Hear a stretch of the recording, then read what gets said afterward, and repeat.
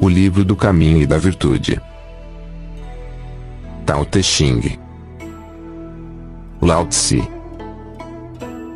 Tradução do mestre Eugene Schering, Sociedade Taoísta do Brasil.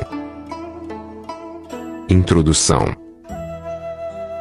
O Tao Te Ching é um texto profundo e ao mesmo tempo simples porque apresenta por meio da linguagem aquilo que se experimenta na sua ausência. A profundidade é o próprio caminho do mistério, a experiência do sagrado que corresponde à vivência espiritual. A simplicidade, um dos três tesouros, um dos ensinamentos de Lao Tse, conduz à naturalidade que orienta o indivíduo no macrocosmo. Portanto, a leitura do Tao Te Ching implica um desafio: esvaziar-se e ser natural como a água que flui no vale. O desvendamento do texto deve fluir gradualmente, levando à contemplação de suas palavras. Se estas não parecem suficientemente claras, isso se deve ao fato de a sociedade contemporânea, na qual prolifera o pensamento, dificultar a ampliação da consciência. Nesse contexto, a contemplação já é por si um ato transgressor. Esta tradução do Tao Te Ching, diretamente do chinês para o português, resgata a tradição taoísta e oferece a decifração necessária de conceitos fundamentais, respeitando a estrutura original do texto em chinês clássico em detrimento de frases mais convencionais em língua portuguesa. Desse modo, o leitor pode estabelecer nichos, coordenar e reconstituir relações entre os conceitos, traduzindo-os em experiências e proporcionando à leitura a suave alegria da vivência de um ensinamento. Reverenciado como escritura sagrada pelos mistérios que revela, o ensinamento contido neste livro corresponde a uma tradição que integra a filosofia, ciência e religião à experiência. O termo taoísta é formado por dois ideogramas chineses, Tao, que significa caminho, exprimindo a ideia de origem de todas as coisas, e Jiao, que significa ensinamento.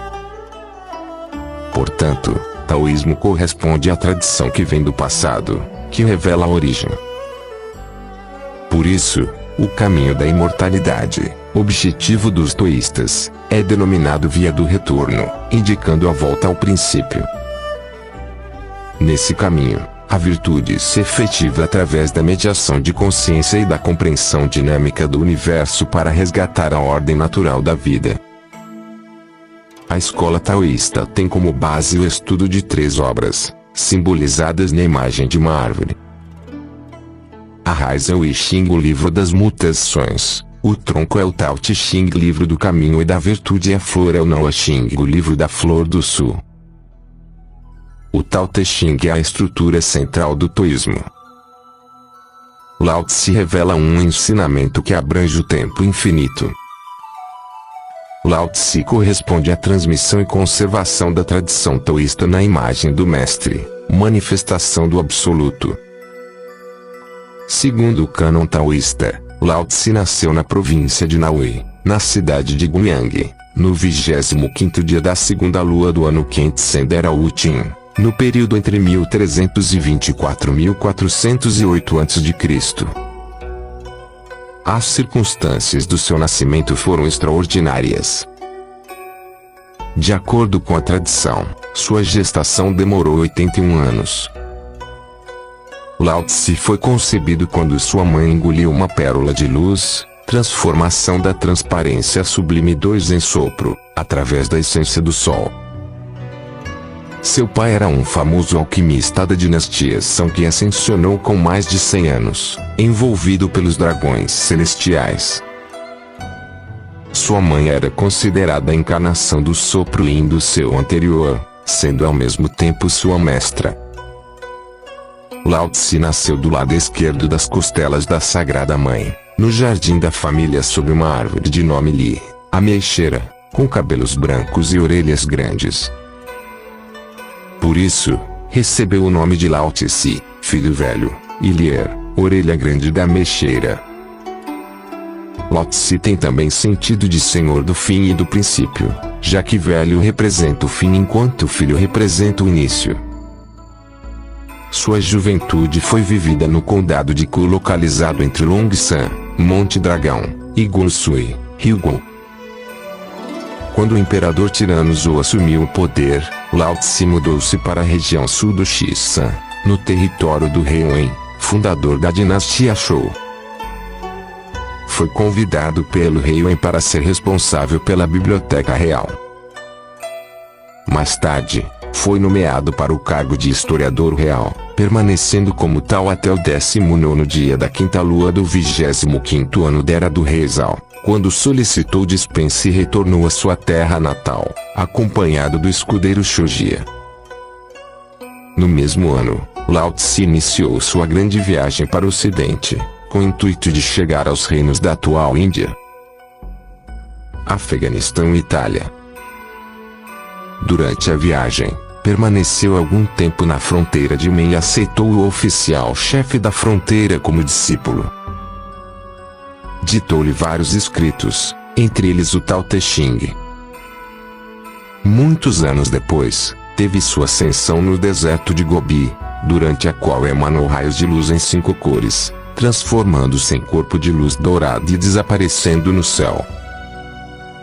Após sua ascensão, Lao Tse habitou o Tai Weigon, palácio da sublime sutileza, do céu anterior e dividiu seu corpo para retornar novamente à Terra, encarnado como filho único do Senhor Lipuyang da província Shu. Na sua nova jornada veio acompanhado do dragão azul do imperador celestial Xinhua, transformado em carneiro azul. Depois de uma longa peregrinação, seu discípulo Yishi, o oficial da fronteira, foi atraído por um carneiro de pelo azul dourado. Yishi encontrou, na aldeia da família Li, a nova encarnação de Lao Tse. Diante de seu discípulo, a criança Lao Tse, de 3 anos de idade, revelou sua verdadeira imagem. Seu corpo cresceu, transformando-se em luz dourada branca. Cercado de inúmeros imortais celestiais, Lao Tse pronunciou mais um ensinamento, o Tratado Maravilhoso do Princípio Solar do Tesouro do Espírito, Ling Bao Yuan Yang Miao Xing. Após concluir seu ensinamento, os 200 membros da família Li ascensionaram seguidos por Lao Tse e Yishi. Isso aconteceu no dia 28 de abril de 1118 a.C. Depois do segundo nascimento e ascensão, Lao Tse ainda retornou inúmeras vezes para transmitir os ensinamentos e para ordenar as novas tradições. Por isso, é chamado pelos taoístas como sublime patriarca do caminho. Lao Tse propõe a apreensão do mistério, suas palavras superam a própria forma, o próprio texto. O desvendamento gradual do ensinamento, aqui oferecido, tenta trazer a apreensão daquilo que, para ele, constitui exatamente o indizível. O Wujuxian. Capítulo 1. O caminho que pode ser expresso não é o caminho constante. O nome que pode ser enunciado não é o nome constante. Sem nome é o princípio do céu e da terra. Com nome é a mãe de 10.000 coisas. Assim, a constante não aspiração é contemplar as maravilhas. E a constante aspiração é contemplar o orifício. Ambos são distintos em seus nomes, mas têm a mesma origem.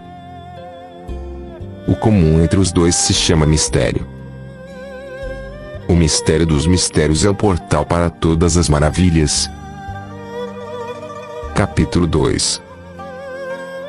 Quando os seres sob o céu reconhecem o belo como belo, então isso já se tornou um mal. E reconhecendo o bem como bem, então já não seria um bem. A existência e a inexistência geram-se uma pela outra. O difícil e o fácil completam-se um ao outro. O longo e o curto estabelecem-se um pelo outro. O alto e o baixo inclinam-se um pelo outro. O som e a tonalidade são juntos um com o outro. o antes e depois seguem-se um ao outro. Portanto, o homem sagrado realiza a obra pela não ação e pratica o ensinamento através da não palavra. Os 10.000 seres fazem, mas não para se realizar. Iniciam a realização, mas não a possuem. Concluem a obra sem se apegar. E justamente por realizarem sem apego, não passam. Capítulo 3. Não valorizando os tesouros, mantém-se o povo alheio à disputa. Não enobrecendo a matéria de difícil aquisição, mantém-se o povo alheio à cobiça. Não admirando o que é desejável, mantém-se o coração alheio à desordem. O homem sagrado governa. Esvazia seu coração. Enche seu ventre. Enfraquece suas vontades. Robustece seus ossos. Mantém permanentemente o povo sem conhecimentos e desejos.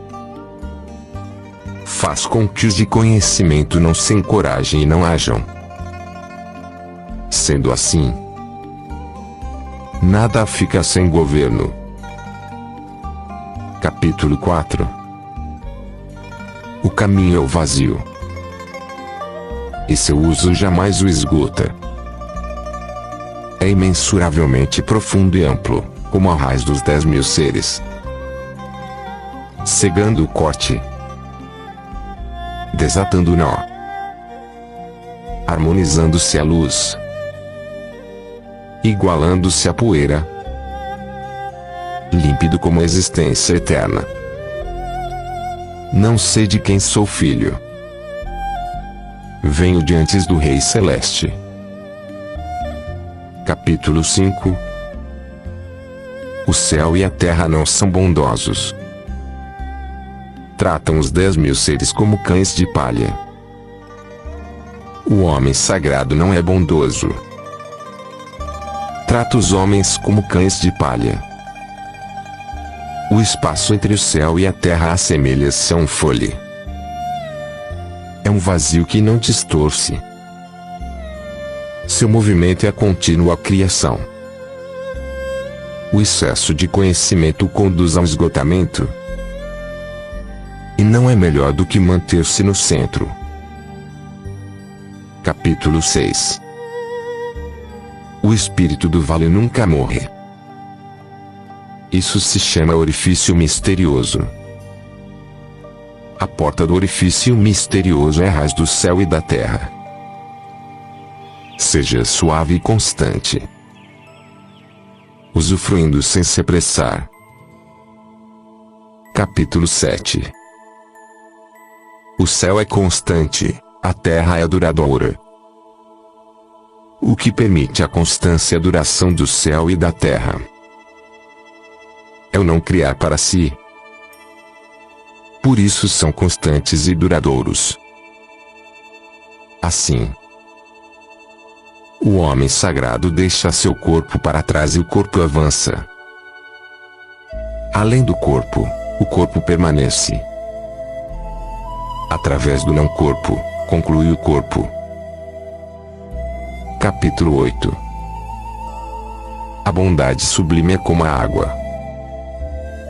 A água, na sua bondade, beneficia os 10.000 seres sem preferência. Permanece nos lugares desprezados pelos outros. Por isso assemelha-se ao caminho. Viva com bondade na terra. Pense com bondade, como um lago. Conviva com bondade, como irmãos. Fale com a bondade de quem tem palavra. Governe com a bondade de quem tem ordem. Realize com a bondade de quem é capaz. Haja com bondade todo o tempo. Não dispute, assim não haverá rivalidade. Capítulo 9. O que é mantido cheio não permanece até o fim. O que é intencionalmente polido não é um tesouro eterno. Uma sala cheia de ouro e jade é difícil de ser guardada. Riqueza e nobreza somadas à arrogância trazem para si a própria culpa. Concluir o nome, terminar a obra, retirar o corpo. Este é o caminho do céu. Capítulo 10. Quem conduz à realização do corpo por abraçar a unidade pode tornar-se indivisível. Quem respira com pureza por alcançar a suavidade pode tornar-se criança. Quem purifica através do conhecimento do mistério pode tornar-se imaculado. Ame o povo e governe o reino através do não conhecimento. Ilumine e clareie os quatro cantos através da não ação. Abre e feche a porta do céu através da ação feminina. O que gera e cria gera mas sem se apossar. Age sem querer para si. Cultiva mas sem dominar. Chama-se misteriosa virtude. Capítulo 11. 30 raios convergem ao vazio do centro da roda.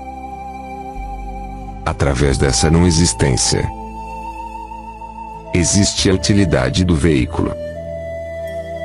A argila é trabalhada na forma de vasos. Através da não existência existe a utilidade do objeto. Portas e janelas são abertas na construção da casa. Através da não existência existe a utilidade da casa. Assim, da existência vem o valor. E da não existência, a utilidade. Capítulo 12. As 5 cores tornam os olhos do homem cegos. As 5 notas tornam os ouvidos do homem surdos. Os 5 sabores tornam a boca do homem insensível. Carreiras de caça no campo tornam o coração do homem enlouquecido. Os bens de difícil obtenção tornam a caminhada do homem prejudicada. Por isso, o homem sagrado se realiza pelo ventre e não pelo olho. Assim, afasta este e escolhe aquele. Capítulo 13. O prestígio e a humilhação geram susto. A nobreza e a grande preocupação situam-se no corpo. O que são prestígio e humilhação? Prestígio é inferior. Ao obtê-lo ficamos assustados. Ao perdê-lo ficamos assustados. Isto é o que quer dizer o prestígio e a humilhação geram susto. O que quer dizer a nobreza e a grande preocupação situam-se no corpo. A razão de eu ter esta grande preocupação é ter um corpo. Se não tivesse um corpo, com que teria que me preocupar? Por isso, nobre é aquele que entrega o corpo ao mundo. A este o mundo pode se entregar. Quem ama faz do mundo seu corpo. Neste o mundo pode confiar. Capítulo 14. Aquilo que se olha e não se vê, chama-se invisível. Aquilo que se escuta e não se ouve, chama-se inaudível. Aquilo que se abraça e não se possui, chama-se impalpável. Estes 3 não podem ser revelados. Por isso se fundem e se tornam um. Enquanto o superior não é luminoso, enquanto o inferior não é vago, o constante que não pode ser nomeado é o retorno à não existência. É a expressão da não expressão. E a imagem da não existência A isso se chama indeterminado. Encarando-o, não se vê sua face. Seguindo-o, não se vê suas costas. Quem mantém o caminho ancestral poderá governar a existência presente. Quem conhece o princípio ancestral encontrará a ordem do caminho. Capítulo 15. Os bons realizadores da antiguidade eram sutis, maravilhosos, misteriosos e despertados. Eram profundos e não podiam ser compreendidos. E justamente por não poderem ser compreendidos, é preciso esforçar-se para ilustrá-los. Receosos como quem atravessa um rio no inverno. Cautelosos como quem teme seus vizinhos. Reservados como o hóspede. Solúveis como o gelo fundente. Genuínos como a madeira bruta. Vazios como os vales. Entorpecidos como as águas turvas. O turvo, através da quietude, torna-se gradualmente límpido. O quieto, através do movimento, torna-se gradualmente criativo. Aquele que resguarda este caminho não tem desejo de se enaltecer. E justamente por não se enaltecer, mesmo envelhecido, pode voltar a criar. Capítulo 16. Alcançando o extremo vazio e permanecendo na quietude da extrema quietude. Os 10.000 seres se manifestam simultaneamente. E, através disso, contemplamos o seu retorno. Apesar da diversidade dos seres, cada um deles pode retornar à sua raiz. O regresso à raiz se chama quietude. Quietude se chama retornar a viver. Retornar a viver se chama constância. Conhecer a constância se chama iluminação. Desconhecer a constância é a impropriedade que provoca o infortúnio. Quem conhece a constância é abrangente. Quem é abrangente pode ser coletivo. O coletivo tem o poder da criação. A criação tem o poder do céu. O céu tem o poder do caminho. O caminho tem o poder do eterno. Assim, mesmo perdendo o corpo, não irá perecer. Capítulo 17. Do Supremo, o inferior tem apenas ciência da existência. Do estado que o sucede, intimidade ou admiração. Do estado seguinte, temor ou desprezo. Não havendo suficiente confiança, surge a desconfiança. Quem valoriza a palavra, realiza obras sem deixar rastros. Assim, o povo achará que surgiu por si, naturalmente. Capítulo 18. Quando se perde o grande caminho, surgem a bondade e a justiça. Quando aparece a inteligência, surge a grande hipocrisia.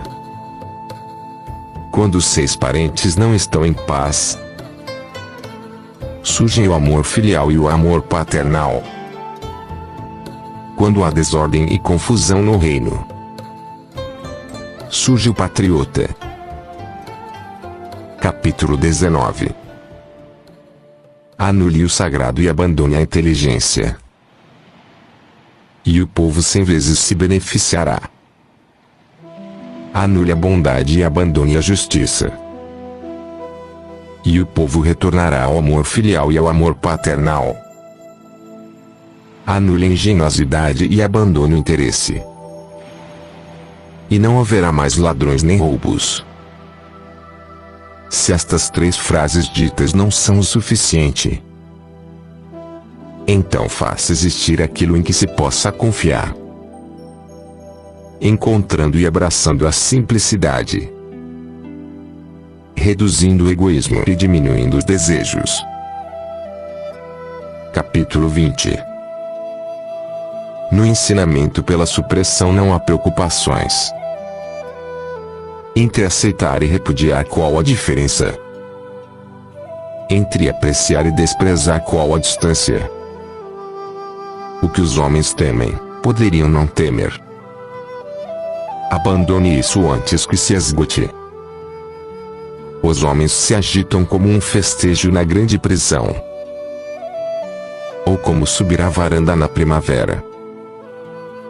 Meu corpo não tem expressão, como uma criança antes de nascer, como a estrela que não tem onde se apoiar.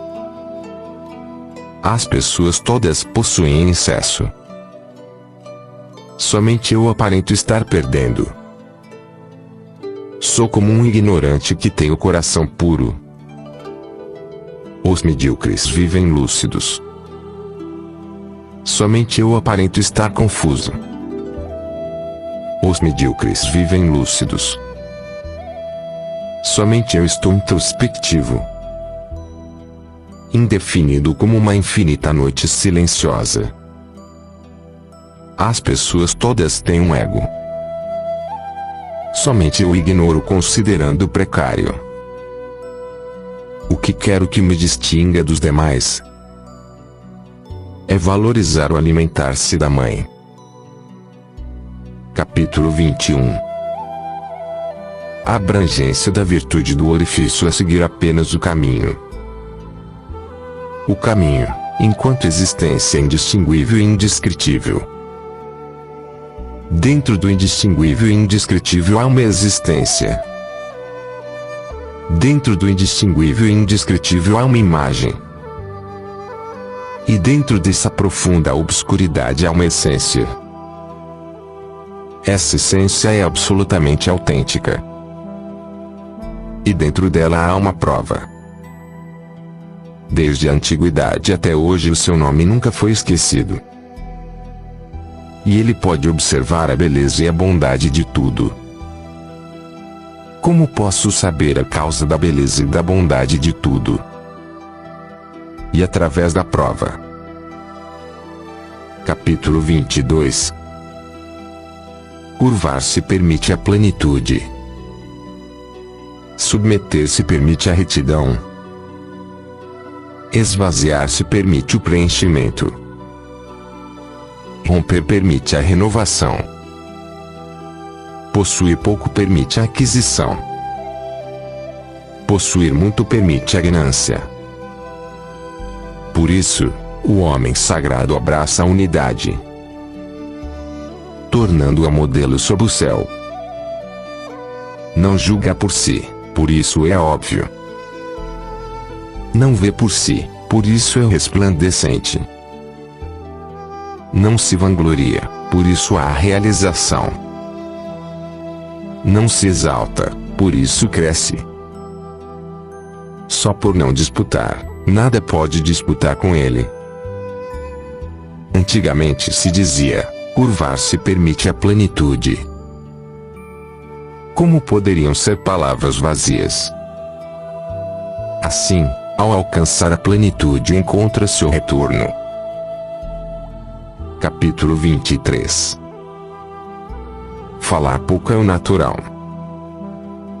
Um redemoinho não dura uma manhã. Uma rajada de chuva não dura um dia. De onde provém essas coisas? Do céu e da terra. Se nem o céu e a terra podem produzir coisas duráveis, quanto mais os seres humanos. Por isso, quem segue e realiza através do caminho adquire o caminho. Quem se iguala à virtude adquire a virtude. Quem se iguala à perda, perde o caminho. Convicção insuficiente leva a não convicção. Capítulo 24. Quem respira apressado não dura. Quem alarga os passos não caminha. Quem vê por si não se ilumina. Quem aprova por si não resplandece. Quem se auto-enriquece não cria obra. Quem se exalta não cresce. Esses, para o caminho, são como os restos de alimento de uma oferenda. Coisas desprezadas por todos. Por isso, quem possui o caminho não atua desse modo. Capítulo 25. Há algo completamente entorpecido, anterior à criação do céu e da terra, quieto e ermo, independente e inalterável, move-se em círculo e não se exaure. Pode-se considerá-lo a mãe sob o céu. Eu não conheço o seu nome. Chamo de caminho. Esforçando-me por denominá-lo, chamo-o de grande. Grande significa ir. Ir significa distante. Distante significa retornar. O caminho é grande. O céu é grande. A terra é grande. O rei é grande. Dentro do universo há 4 grandes, e o rei é um deles. O homem se orienta pela terra. A terra se orienta pelo céu. O céu se orienta pelo caminho. O caminho se orienta por sua própria natureza. Capítulo 26. A ponderação torna enraizado o leviano. A quietude torna governado o inquieto.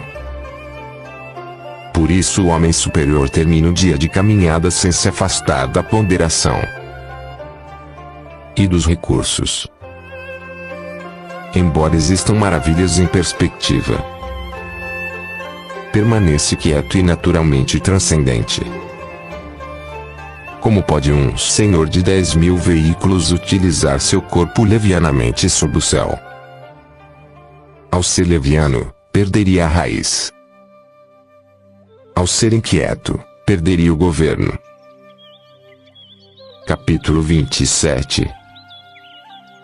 A boa caminhada não deixa rastros ou pegadas. A boa palavra não deixa imperfeição para críticas. O bom cálculo não utiliza medida nem números. A boa porta não necessita de ferrolho para ser fechada. E não pode ser aberta. O bom nó não necessita de corda para ser atado. E não pode ser desatado. Assim, o homem sagrado é constante e bondoso. Salva os homens e não abandona os homens. É constante e bondoso. Salva coisas e não abandona coisas. Isso se chama herdar a luz. O homem bom é mestre daquele que não é bom. O homem que não é bom é o recurso daquele que é bom. Quem não valoriza seu mestre e quem não ama seu recurso, mesmo inteligente, permanece enormemente desorientado. A tudo isso denomina-se maravilha essencial. Capítulo 28. Conhecendo o masculino, resguardando o feminino. Sendo a ravina sob o céu. Sem se afastar da virtude eterna, retornará a ser criança. Conhecendo o branco, resguardando o negro. Sendo um modelo sob o céu. Sem se enganar com a virtude eterna, retornará à extremidade inexistente. Conhecendo a glória, resguardando a humildade. Sendo o vale sob o céu. Sendo o vale sob o céu, completará a virtude eterna e retornará a ser madeira bruta. A madeira bruta partida transforma-se em instrumentos. E o homem sagrado utiliza-os através de um regente. Isto tudo é um grande corte sem incisão. Capítulo 29. Para quem deseja possuir o mundo e age para isso, vejo, não o conseguirá. O mundo é um recipiente espiritual que não se pode manipular. Quem o manipula, destrói. Quem o retém, perde. Pois as coisas caminham ou acompanham. Sopram quente ou sopram frio. São rígidas ou flexíveis. Ligam-se ou rompem-se. Por isso, o homem sagrado elimina o excesso. Elimina a opulência. Elimina a complacência. Capítulo 30. Aquele que utiliza o caminho para auxiliar o Senhor dos homens não utiliza a arma e a força, sob o céu, pois esta atividade beneficia o revide. Onde o exército se instala, surgem espinhos e ervas secas. Por isso, o homem bom é determinado, porém cauteloso. Não utiliza a força para conquistar. É determinado sem se orgulhar. É determinado sem se envaidecer. É determinado sem se glorificar. É determinado sem se tornar excessivo. Isto é, determinado, porém sem se esforçar. Coisas exuberantes dirigem-se à velhice. Isso se chama negar o caminho. Negando o caminho irá falecer cedo. Capítulo 31. As boas armas são recipientes de desventura. Os seres as detestam. Por isso, os que guardam o caminho não as compartilham. O homem superior, na residência, honra o esquerdo. Na utilização da arma honra o direito. A arma é o recipiente da desventura. Não é o recipiente do homem superior. Seu uso é apenas para o inevitável. O superior é como uma chama serena. Por isso, não se maravilha. Ao maravilhar-se certamente teria prazer. Tal prazer mata o homem. Aquele que tem prazer em matar não pode triunfar sob o céu. Por isso, assuntos venturosos valorizam o esquerdo. Assuntos funestos valorizam o direito. Sendo assim, o general auxiliar encontra-se à esquerda. O general superior encontra-se à direita. Suas palavras são tratadas como rito fúnebre. Matam muitas pessoas. Por estas, chora-se de tristeza. A guerra vencida é tratada como rito fúnebre. Capítulo 32. O caminho é eterno e não tem nome. É genuíno e, embora pequeno, o mundo não tem coragem de dominá-lo. Se reis e príncipes pudessem preservá-lo, os 10.000 seres iriam por si próprios obedecer. Quando o céu e a terra unem-se para escorrer o doce orvalho, o povo não pode interferir nisso, que por si é uniforme. O princípio domina a existência e o nome. Então o nome passa a existir. Irá também saber cessar. Sabendo cessar não perecerá. relação do mundo com o caminho é como a dos riachos e vales, com os rios e mares. Capítulo 33. Quem conhece os homens é inteligente. Quem conhece a si mesmo é iluminado. Vencer os homens é ter força. Quem vence a si mesmo é forte. Quem sabe contentar-se é rico. Agir fortemente é ter vontade. Quem não perde a sua residência, perdura. Quem morre mas não perece, eterniza-se. Capítulo 34. O grande caminho é vasto. Pode ser encontrado na esquerda e na direita. Os 10.000 seres dele dependem para viver. E ele não os rechaça. Conclui a obra sem mostrar a sua existência. É o manto que cobre os 10.000 seres, sem agir como Senhor, podendo ser chamado de pequeno. Os 10.000 seres voltam para ele, sem que haja como Senhor, podendo ser chamado de grande. Assim o homem sagrado nunca age como grande. Por isso pode atingir sua grandeza. Capítulo 35. Conservando a grande imagem. O mundo passa. Passa sem danos. Com tranquilidade, serenidade e supremacia. A música e as iguarias param o viajante.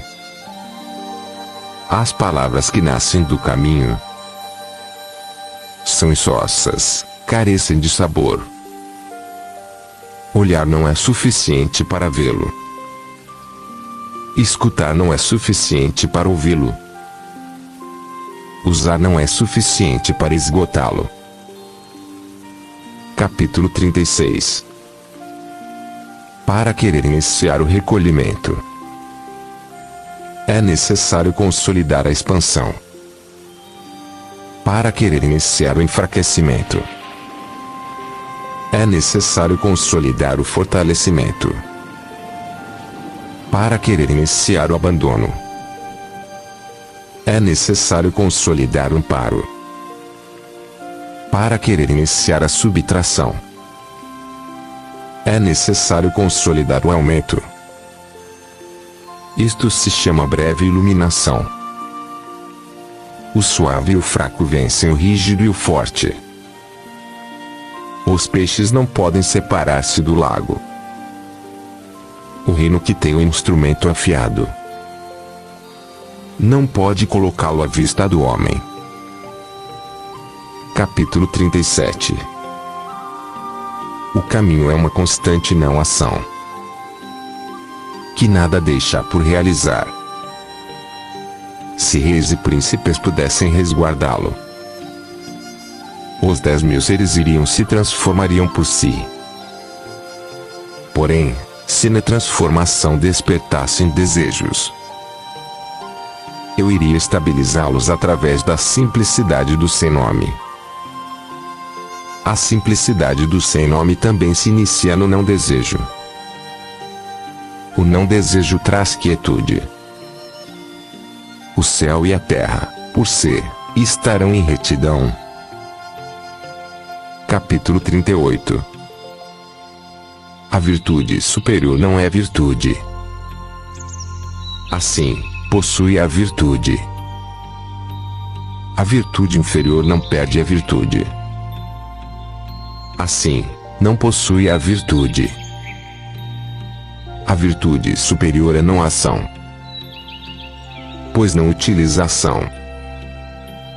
A virtude inferior é ação, que faz uso da ação. A bondade superior é ação, porém não utiliza a ação. A justiça superior é ação, que faz uso da ação. A suprema polidez é ação que se não obtém correspondência.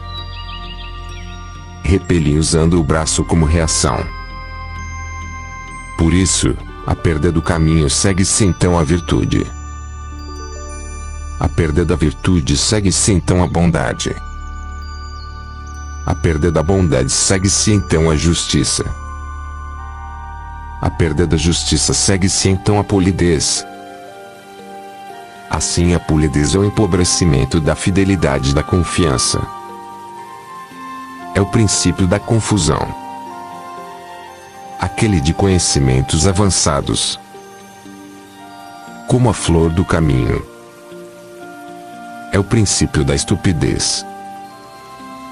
Por isso, o grande homem coloca-se no consistente e não coloca-se no rarefeito. Habita no fruto e não habita na flor. Por isso, afasta este e persiste naquele. Capítulo 39. Esses adquiriram um na antiguidade. O céu adquiriu um e tornou-se transparente. A terra adquiriu um e tornou-se tranquila. O espírito adquiriu um e tornou-se desperto. Os vales adquiriram um e tornaram-se opulentos. Os 10.000 seres adquiriram um e tornaram-se vivos. Os príncipes e reis adquiriram um e tornaram-se o eixo do mundo. Esses alcançaram a supremacia. O céu não se tornando transparente temerá rachar-se. A terra não se tornando tranquila temerá estremecer. O espírito não se tornando desperto temerá exaurir-se. Os vales não se tornando opulentos temerão secar. Os 10.000 seres não se tornando vivos temerão extinguir-se. Os príncipes e os reis não se tornando nobres temerão a derrota. Por isso, o nobre utiliza a humildade como princípio. O alto utiliza o baixo como base. Sendo assim, os príncipes e os reis denominam-se a si mesmos de órfãos, carentes e indignos. Isto seria utilizar a humildade como princípio, não seria. Por isso, alcançar o valor é aproximar-se do não elogio. Não desejando vulgar, como o jade. Sendo simples como a pedra. Capítulo 40. O retorno ao movimento do caminho. A suavidade é a atuação do caminho. Os seres sob o céu nascem da existência. E a existência nasce da não existência. Capítulo 41. O homem superior ao ouvir sobre o caminho esforça-se para poder realizá-lo. O homem mediano ao ouvir sobre o caminho às vezes o resguarda, às vezes o perde. O homem inferior ao ouvir sobre o caminho trata-o às gargalhadas. Se não fosse tratado às gargalhadas, não seria suficiente para ser o caminho. Por isso, as seguintes palavras sugerem: a iluminação do caminho é como se fosse a obscuridade. O avanço do caminho é como se fosse o retrocesso. As planícies do caminho são como se fossem iguais. A virtude superior é como se fosse o comum. A grande brancura é como se fosse o sujo. A virtude ampla é como se fosse insuficiente. Construir a virtude é como se fosse roubar. A consistência verdadeira é como se fosse o instável. O grande quadrado não tem ângulos. O grande recipiente conclui-se tarde. O grande som carece de ruído. A grande imagem não tem forma. O caminho é invisível e não tem nome. Assim, Apenas o caminho é bom em auxiliar e concluir.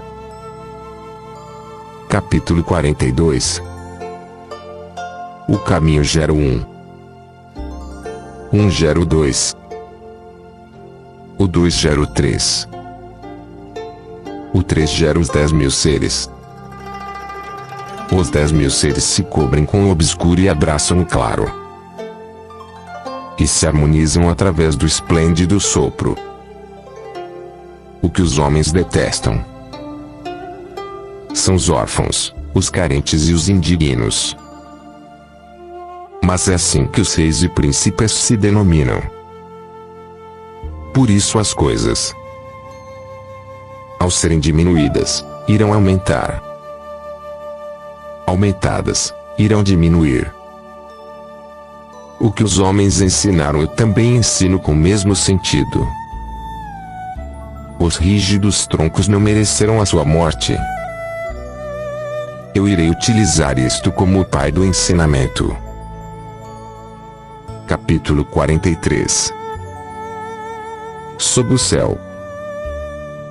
O mais suave cavalga sobre o mais duro sob o céu. A não existência pode penetrar-nos em espaço. Por isso conheço o benefício da não ação. O ensinamento da não palavra. O benefício da não ação. Sob o céu, são poucos que os alcançam. Capítulo 44. A fama ou o corpo, o que mais se ama? O corpo ou a riqueza, o que vale mais? Ganhar ou perder, o que mais adoece? Por isso o excesso de desejo causará um grande desgaste. E o excesso de acúmulos causará uma morte rica. Quem sabe se contentar não se humilha. Quem sabe se conter não irá se exaurir. Sendo assim, poderá viver longamente. Capítulo 45. A suprema conclusão parece incompleta. Sua utilização não danifica. A suprema abundância parece vazia. Sua utilização não esgota. A suprema retidão parece tortuosa. A suprema habilidade parece canhestra. A suprema eloquência parece tartamudear.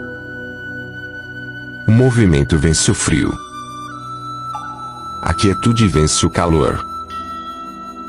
A transparência e a quietude atuam governando sob o céu. Capítulo 46. Existindo caminho sob o céu, conduzem-se os cavalos para estercar. Não existindo caminho sob o céu, armam-se os cavalos para viver nas fronteiras.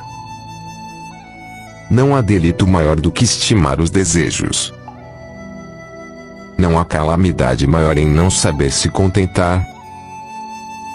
Não há erro maior do que desejar possuir. Por isso, com a suficiência de quem sabe que é suficiente, terá sempre o suficiente. Capítulo 47. Sem sair da porta, pode-se conhecer o mundo. Sem ver através da janela, pode-se conhecer o caminho do céu. Quanto mais longe saímos, tanto menos conhecemos. Por isso, o homem sagrado conhece sem caminhar, reconhece sem ver, realiza sem agir. Capítulo 48. A realização através dos estudos é expandir dia após dia. A realização através do caminho é simplificar dia após dia.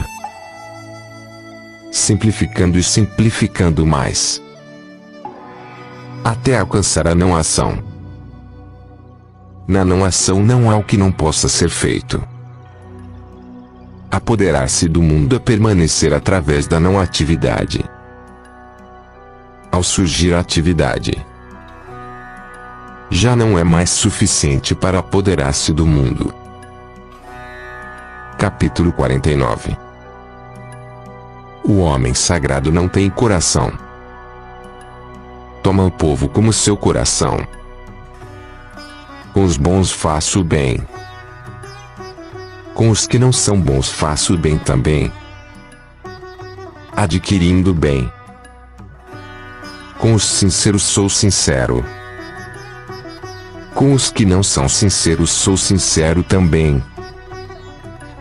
Adquirindo a sinceridade. O homem sagrado sob o céu age cautelosamente fundindo os corações do mundo. O povo todo com olhos e ouvidos atentos. O homem sagrado os trata como crianças. Capítulo 50. Nascer na vida, entrar na morte. Dos que pertencem ao nascimento, entre 10 a 3. Dos que pertencem à morte, entre 10 a 3. Dos homens vivos, os que se movem para a terra da morte, entre 10 a 3. E qual é a causa? Suas vidas são vividas em excesso. Ouvi dizer que o bom cultivador da vida viaja pela terra e não se confronta com rinocerontes nem tigres. E atravessa um exército sem armadura nem armas. Os rinocerontes não têm onde enfiar o chifre. Os tigres não têm onde cravar as garras. E as armas não têm onde alojar as lâminas. E qual a causa? Nele não existe lugar para a morte. Capítulo 51. O caminho gera. A virtude cria. A matéria forma. A conclusão completa. Por isso os 10.000 seres veneram o caminho e estimam a virtude. O caminho é venerável, a virtude é estimável. Pois eles não segregam e são constantemente naturais. Assim, o caminho gera, a virtude cria. Fazem crescer, fazem nutrir. Fazem completar, fazem concluir. Fazem o sustento e fazem a cobertura. Geram, porém não se apossam. Agem, porém não retêm. Cultivam, porém não controlam. Isto chama-se misteriosa virtude. Capítulo 52. Sob o céu há um princípio que age como mãe do mundo. Já que existe a mãe, pode-se conhecer o filho. Já que se conhece o filho, volte a preservar a mãe. Assim, o fim do corpo não conduzirá à morte, fechando a boca, trancando a porta, até o fim do corpo, sem desgaste, abrindo a boca, favorecendo a atividade, até o fim do corpo, sem salvação. Ver o pequeno se chama iluminação. Usar a suavidade se chama força. Use de volta a sua luz para voltar a iluminar-se. Assim, não restará dano ao corpo. Isto se chama herdar o constante. Capítulo 53. Torne-me naturalmente firme e o possuidor do saber. Percorrendo o grande caminho, temendo apenas o desperdício. O grande caminho é bastante tranquilo. Mas os homens gostam bastante de trilhas. Governo com excesso de degraus. Campo com excesso de erva daninha. Armazém com excesso de vazios. Vestir bordados coloridos. Carregar espada afiada. Satisfazer-se comendo e bebendo. Possuir moedas e bens em excesso. Isto chama-se roubo e autoencantamento. Roubo e autoencantamento negam o caminho. Capítulo 54. Bem plantado, não se desarraiga. Bem abraçado, não se aparta.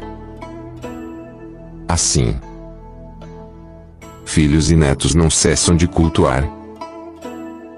Restaure seu corpo. Sua virtude será autêntica. Restaure sua casa. Sua virtude será abundante. Restaure sua província. Sua virtude será crescente. Restaure seu reino. Sua virtude será farta. Restaure seu mundo. Sua virtude será vasta. Assim, através do corpo percebe-se o corpo. Através da casa percebe-se a casa. Através da província percebe-se a província. Através do reino percebe-se o reino. Através do mundo percebe-se o mundo. Como posso saber da natureza do mundo? E através disso.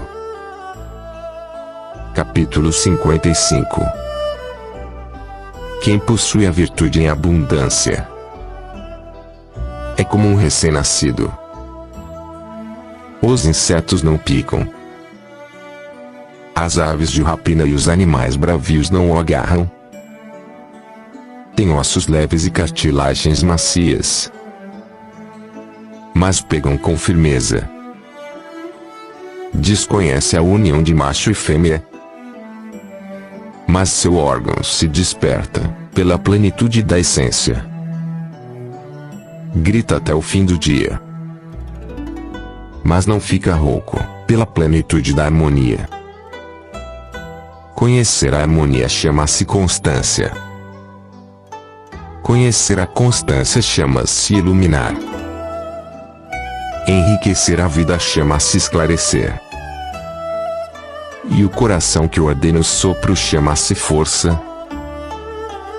As coisas no seu auge tornam-se velhas. Isso chama-se negar o caminho. Negando o caminho, rapidamente falecem. Capítulo 56. O que é da compreensão não é a palavra. O que é da palavra não é compreensão. Fechando a boca. Trancando a porta. Cegando o corte. Desatando o nó. Harmonizando-se a luz. Igualando-se a poeira. Isto chama-se o mistério comum, com o qual não se pode encontrar aproximação. Não se pode encontrar afastamento. Não se pode encontrar benefício. Não se pode encontrar malefício. Não se pode encontrar valorização. Não se pode encontrar desvalorização. Por isso age como nobre sob o céu. Capítulo 57. Através da retidão organiza-se o reino. Através da singularidade dirige-se a guerra. Através da não atividade adquire-se o mundo. Como posso saber da natureza do mundo? E através disso, muitas restrições e omissões no mundo tornam completamente pobre o povo. Muitos instrumentos afiados entre o povo fazem crescer a confusão no reino e na família. Muito conhecimento engenhoso entre o povo faz crescer o surgimento de objetos estranhos. Leis e coisas crescendo visivelmente fazem surgir muitos ladrões e salteadores. Por isso o homem sagrado dizia: eu não agindo, o povo se transforma. Eu sem atividade, o povo se enriquece. Eu bem tranquilo, o povo se retifica. Eu sem desejos, o povo se simplifica.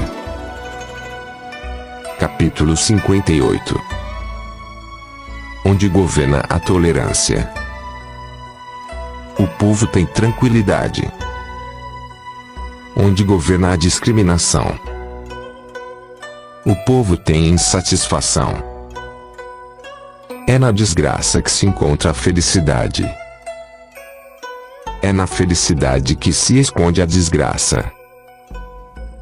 Quem é capaz de conhecer estes extremos? Na ausência de governo, o governo passa a agir como estranho. A bondade passa a agir como maldade. A ilusão do homem tem seu dia consolidado longamente.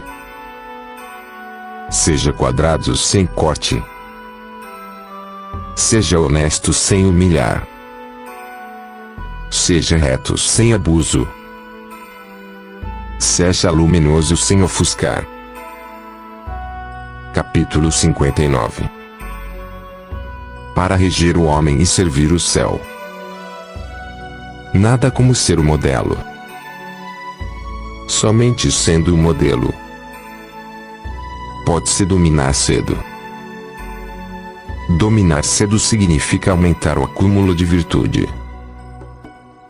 Aumentando o acúmulo de virtude, então não há o que não se possa vencer.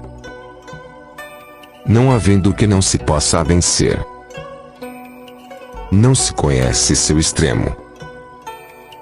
Podendo conhecer seus extremos, pode-se possuir o reino. Possuindo amando o reino, pode-se ser constante. Isto é uma raiz profunda e um pedúnculo sólido. É o caminho da vida constante e visão duradoura. Capítulo 60. Governar um grande reino é como cozinhar um pequeno peixe, atuando sob o céu através do caminho.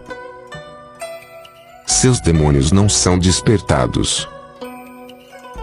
Não que seus demônios não sejam despertados. Seu despertar não fere o homem. Não apenas que seu despertar não fira o homem sagrado também não fere o homem. Sendo que os dois não se ferem. Assim suas virtudes se unem e retornam. Capítulo 61. O grande reino é aquele corrente abaixo. É um campo sob o céu. Num campo sob o céu, a fêmea sempre vence o macho através da quietude. Por isso, o grande reino estando abaixo do pequeno reino, conquista o pequeno reino. O pequeno reino estando abaixo do grande reino, absorve o grande reino. Assim, ou por estar abaixo para conquistar, ou por estar abaixo para absorver, o grande reino apenas deseja unir e cultivar os homens. O pequeno reino apenas deseja integrar e servir aos homens. Cada um destes dois encontra um local para seu desejo. Portanto, o grande deve estar abaixo. Capítulo 62. O caminho é o segredo dos 10.000 seres. Tesouro do homem benevolente. É o que o homem não benevolente não guarda. palavras bonitas podem ser negociadas. Atitudes reverentes podem aumentar um homem, mesmo com a não benevolência do homem. Como se poderia abandoná-lo? Por isso, ergue-se o Filho do céu. Ordenam-se os 3 duques. Mesmo possuindo jades de oferenda, antes de 4 cavalos. Nada se compara a sentar e entrar no caminho. Por que motivo antigamente se valorizava o caminho? Não diziam que quem busca pode adquirir. Quem possui culpa pode ser absolvido. Por isso é valioso sob o céu. Capítulo 63. Ação através da não ação. Atividade através da não atividade. Sabor através do não sabor. Grande como pequeno, muito como pouco. Retribuir injustiça através da virtude. Planejar o difícil a partir do fácil. Realizar o grande a partir do pequeno. Sob o céu. A difícil atividade se realiza certamente a partir da fácil. A grande atividade se realiza certamente a partir da pequena. Promessas levianas certamente carecem de confiança. Excesso de facilidades certamente traz excesso de dificuldades. Sendo assim, o homem sagrado assemelha-se ao difícil. E, por isso, até o fim, não tem dificuldades. Capítulo 64. O que tem paz é fácil de manter. O que é anterior ao despertar é fácil de planejar. O que é frágil é fácil de quebrar. O que é pequeno é fácil de dissolver. Realize-se a partir da existência. Organiza-se a partir de antes da desordem. Uma árvore de grande abraço gera-se de uma fina muda. Uma torre de 9 andares levanta-se de um acúmulo de terra. Uma viagem de 1000 léguas inicia-se debaixo dos pés. Quem age fracassa. Quem se apega perde. Assim, o homem sagrado não age, por isso, não fracassa. Não se apega, por isso não perde. Os homens, na realização das atividades, sempre fracassam em suas quase conclusões. Cautela tanto no fim como no princípio. Conduz a atividade sem fracasso. Assim, o homem sagrado deseja através do não desejo. Não valoriza as coisas de difícil aquisição. Aprende através do não aprender. Possui o que ultrapassa a todos os homens. Para auxiliar a naturalidade dos 10.000 seres. E não encorajar a ação. Capítulo 65. Na antiguidade, os bons realizadores do caminho não o utilizavam para esclarecer o povo. Utilizavam-no para alegrá-lo.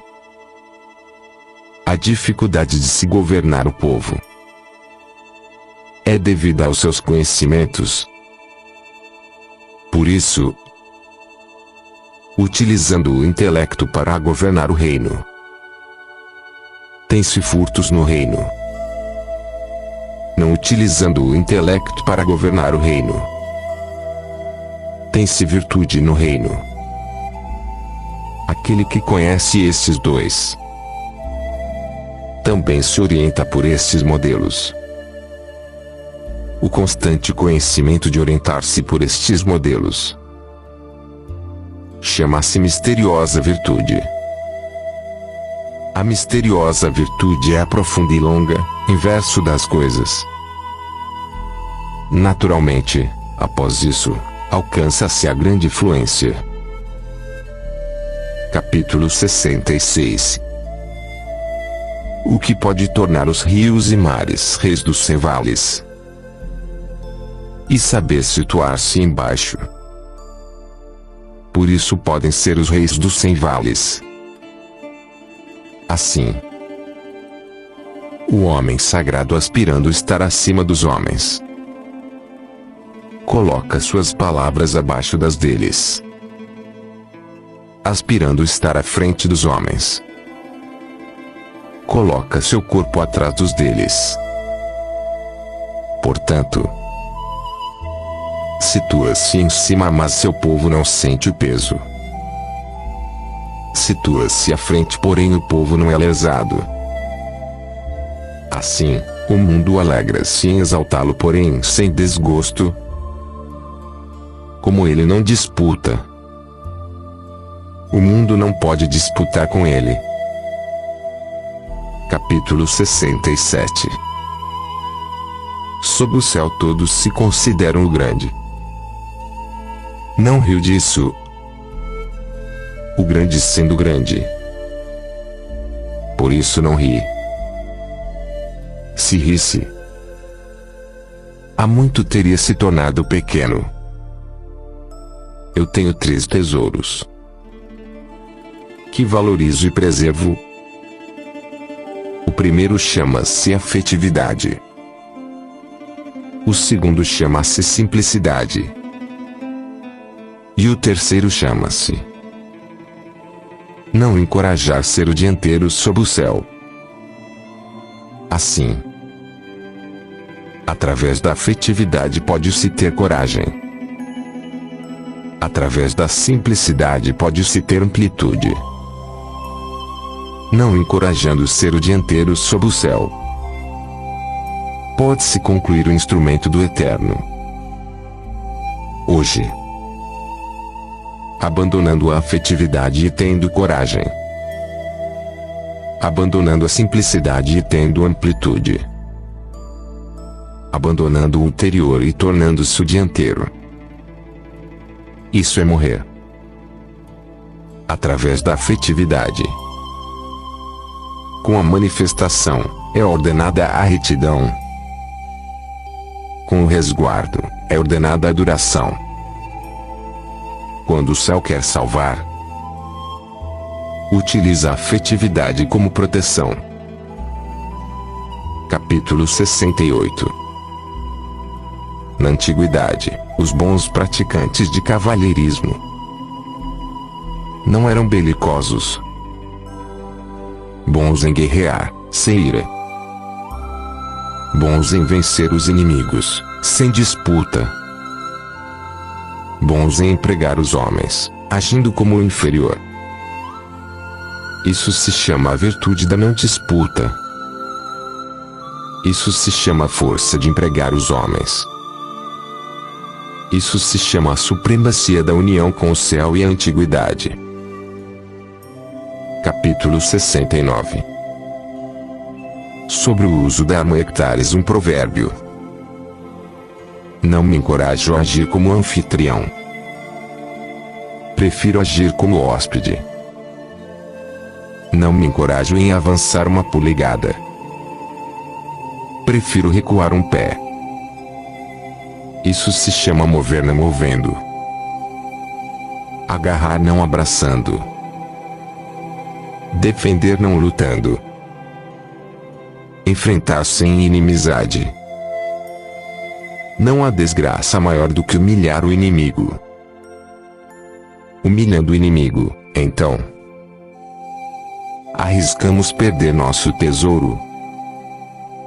Por isso, no confronto onde as armas que se igualam, vence, então, o que está entristecido. Capítulo 70. Minha palavra é bastante fácil de compreender, bastante fácil de praticar. Mas, sob o céu, ninguém consegue compreendê-la, ninguém consegue praticá-la. Palavras têm uma origem. Atos têm um regente. E somente através da não compreensão não se tem a compreensão do ego. Aqueles que me compreendem são poucos. Aqueles que me seguem são nobres. Por isso, o homem sagrado se cobre com andrajos abraçando um jade. Capítulo 71. Saber do não saber é sublime. Não saber do saber é doença. Assim, o homem sagrado não adoece, por considerar a doença. Por isso, não há doença. Capítulo 72. Quando o povo não tem medo do temível, então, o grande temor chega. Não estreite sua morada. Não despreze sua vida. Pois somente não desprezando pode se tornar o não apodrecido. Por isso, o homem sagrado conhece a si mesmo, mas não se evidencia. Ama a si mesmo, mas não se estima. E, assim, nega isto e admite aquilo. Capítulo 73. Quem tem coragem de ser valente terá a morte. Quem tem coragem de ser cauteloso terá a vida. E esses dois são ora benéficos, ora maléficos. Quando o céu repudia, quem compreenderá a causa? O caminho do céu não disputa, mas é bom em vencer. Não fala, mas é bom em responder. Não é invocado, mas por si vem. Não fala, mas é bom em planejar. A teia do céu é grandiosamente grande. Liga-se a tudo e de nada se perde. Capítulo 74. O povo constante não teme a morte. Como se pode intimidá-lo usando a morte? Se considero estranho esse constante que não teme a morte, devo, sinceramente, matar. Mesmo reconhecendo sua coragem, o constante possui o encargo de matar e mata. O homem que tomar o lugar no encargo de matar será como substituir grande lenhador ao serrar. O homem que substituir o grande lenhador ao serrar raramente não machucará a mão. Capítulo 75. A fome do homem é devida a seu superior alimentar-se de impostos em demasia.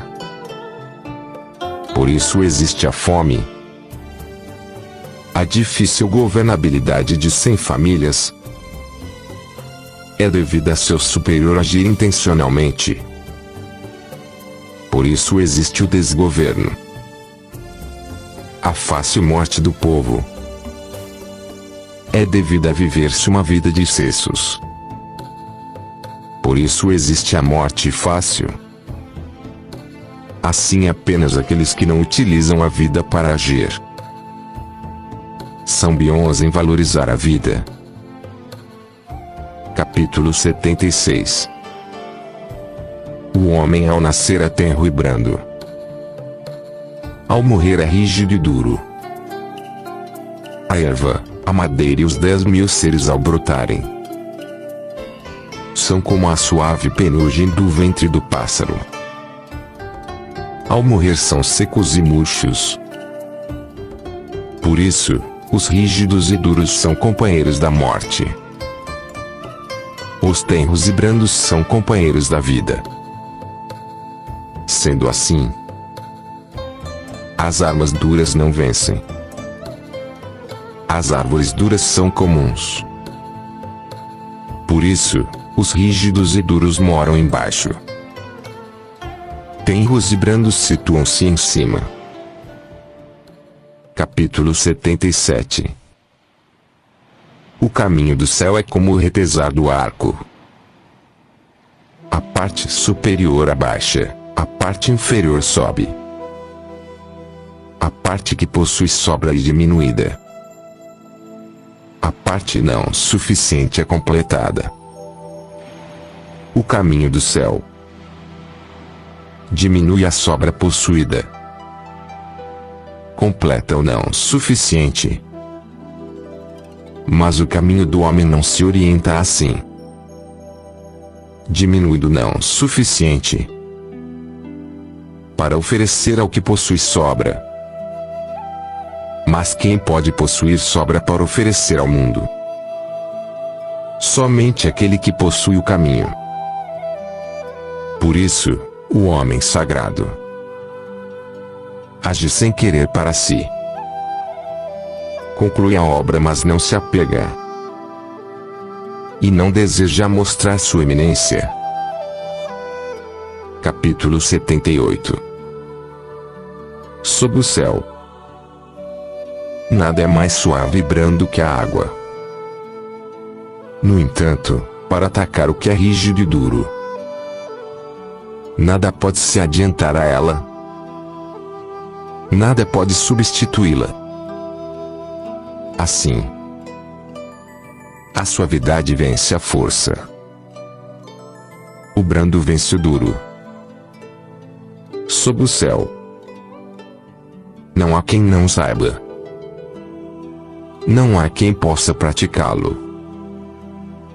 Por isso o homem sagrado disse: aceitar as impurezas do reino. Chama-se reger o cereal e a terra. Aceitar as desventuras do reino. Chama-se reinar sob o céu. As palavras corretas parecem contrárias. Capítulo 79. Ao se conciliar um grande rancor, certamente ainda se terá um resto de rancor. Então como se pode agir bem? Sendo assim, o homem sagrado toma o sinal esquerdo e não critica as pessoas. Por isso, quem tem virtude se orienta pelo sinal. Quem não tem virtude se orienta pelo vestígio. O caminho do céu não cria intimidade, mas acompanha sempre o homem bom. Capítulo 80. Um pequeno reino de poucos habitantes, mesmo que possua um utensílio para dezenas de centenas, não usa. Faça o povo valorizar a morte e não viajar longe. Possuindo barcos e carruagens, mas não tendo onde usá-los. Possuindo armas e armaduras, mas não têm onde enfileirá-las. Faça o povo retornar aos nós em corda e ao seu uso. Então serão doces seus alimentos, belas suas roupas, pacíficas suas moradias, alegres seus costumes. Que os reinos vizinhos estejam à vista. Que o som de galos e cachorros sejam ouvidos. Faça o povo alcançar a velhice sem ter que ir e vir. Capítulo 81. Palavras confiáveis não são belas. Palavras belas não são confiáveis. Quem sabe não é abrangente. Quem é abrangente não sabe. Quem é bom não discute. Quem discute não é bom. O homem sagrado não acumula. Quanto mais faz para os homens, mais tem. Quanto mais dá aos homens, mais aumenta. O caminho do céu é favorecer e não prejudicar. O caminho do homem sagrado é fazer e não disputar.